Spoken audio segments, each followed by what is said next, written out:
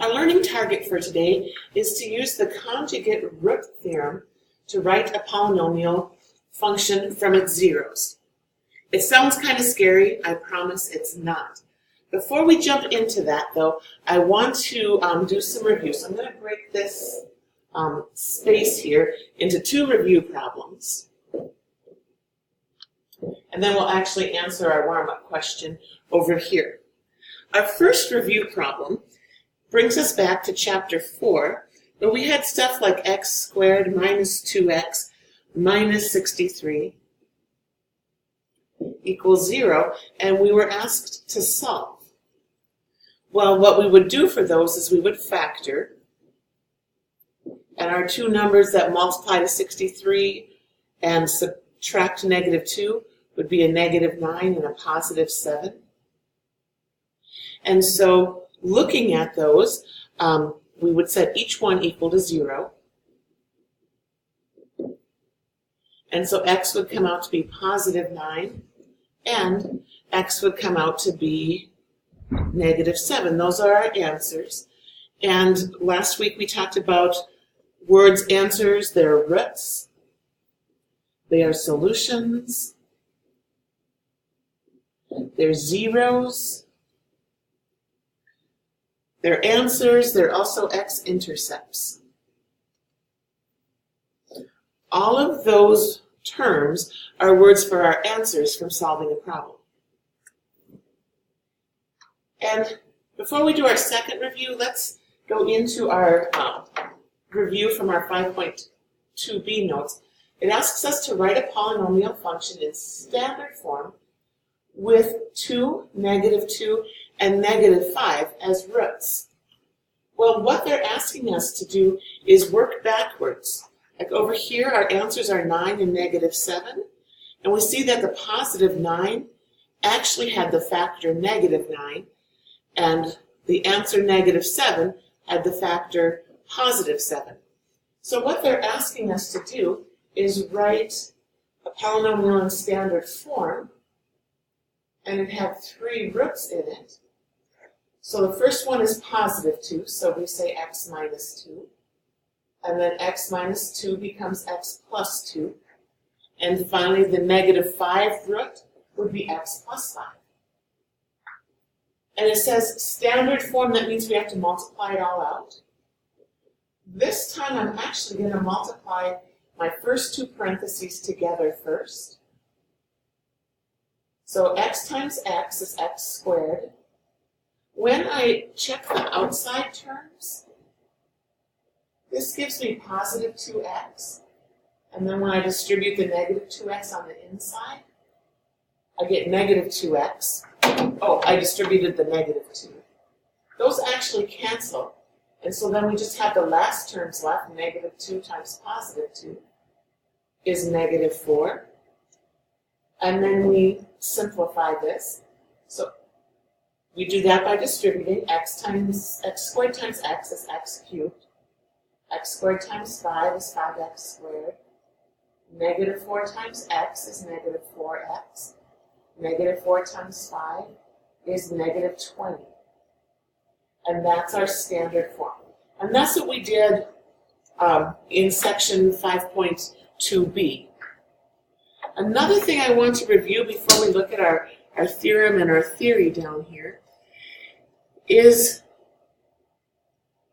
to solve the problem, and again we're going to say solve, x squared minus 4 equals 0. We could factor this one. It would factor into x plus 2, x minus 2 equals 0. And then when we solved each part equal to 0, we'd get x equals negative 2 and x equals positive 2. Or we could have just taken our problem and added the 4 to both sides and taken the square root. And remember, when we put a square root into a problem, we have to put in the plus and minus. So there's our two answers. Or maybe I wanted us to solve like x squared plus 9 equals 0. When we solve this using our second method here, subtract the 9 from both sides, and then take the square root, x would be plus and minus 3. And remember the I because we're taking the square root of a negative number. And that's our answer. I want to look at what factors that would have met. Well, the square root of 9 is 3. So this would have come from the factors x plus 3i and x minus 3i. So that's a new way of factoring. Taking that a step further, if I wanted to factor x squared plus 25, it would be x plus 5i and x minus 5i. The reason we have these i's is because of the positive here. Remember, the positive meant you ended up with a negative on this side. And that's not to be confused with x squared minus 25, which is x plus 5, x minus 5. Only when we have the sum of two squares do we have to include the i's. So let's look at our conjugate root theorem. They say if p of x is a polynomial with rational coefficients, then irrational roots of p of x equals 0 have the form of a plus the square root of b. Okay. And remember our conjugates when we were simplifying fractions? If one is a positive, the other is a negative. Okay. So using that in these bottom problems, they tell us for each of the following, write an additional root you know would be a solution to the polynomial by the conjugate root theorem. Okay, well, because we have this square root, we know that taking a square root was part of the solution process, and so there also must be a negative square root of 2. In the next one, negative 1 is fine, 3 is fine. Remember, I is a square root of negative 1. So because this is a square root, we also have negative 5i. Whenever we have a square root listed in our answers, we know that there's always one of the other sign. So when we look at this problem, 0 is fine, 1 is fine. We have a negative square root of 3. So our additional answer would be a positive square root of 3. Just remember, square roots always need to be plus and minus. So let's go on to our next page and look at these 4 problems. They tell us to write a polynomial with rational coefficients in standard form given the following zeros. Hint, first use the conjugate root theorem to identify the additional root you need. So it's like saying, okay, we didn't give you enough information. So we have these first 2 roots, 0 and positive square root of 5. We also need to include the negative square root of 5. So there's 2 ways to look at this.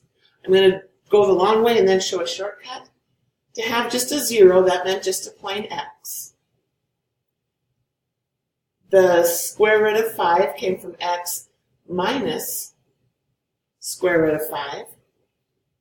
And negative square root of 5 came from x plus square root of 5. So the first thing I'm going to do here is multiply my binomials. I'm going to let this x just sit out front for right now, because this is where the shortcut comes into play. X times x is x squared. And then x times negative, or x times the square root of 5 is positive square root 5. And then here in the middle, you have negative square root of 5 times x.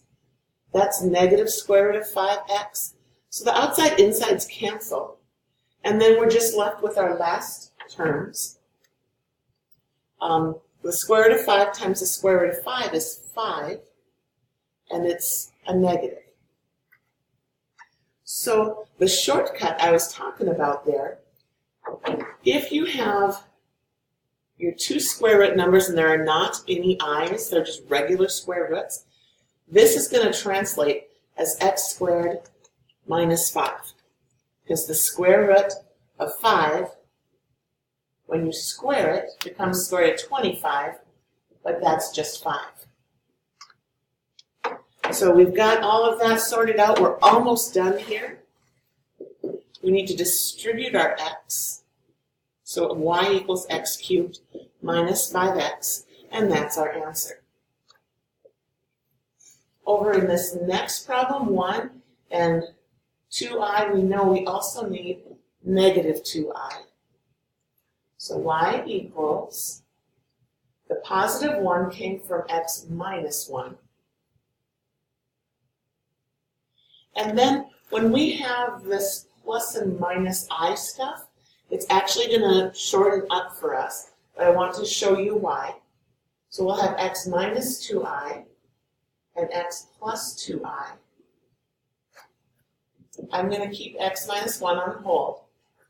When I multiply these back binomials, x times x is x squared. And then when we do x times 2i, we have 2ix. Looks scary, it's not, just a number. And multiply negative 2i times x. So this is what a conjugate is. The insides and outsides always cancel out. And then our last terms here, negative 2i times positive 2i is a negative 4i squared. And then if we remember from back in the day, I is the square root of negative 1, and I squared equals negative 1. So we're going to need to do that substitution right there. So we end up with x squared, and negative 4 times negative 1 would be plus 4. So what that means, if we've got these i's plus and minus and I, it came from x squared plus 4. Okay, the plus is because we have the i's. So we're always going to have the plus. And 2 squared is equal to 4. So that's how we got this parenthesis down here.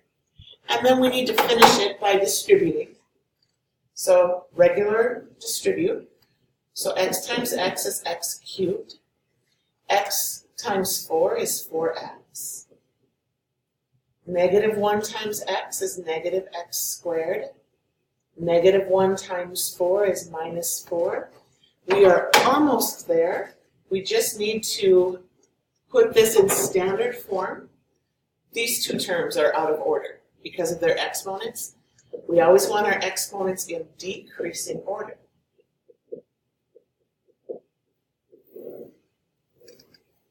Please continue on to the next video to see the last two problems worked out.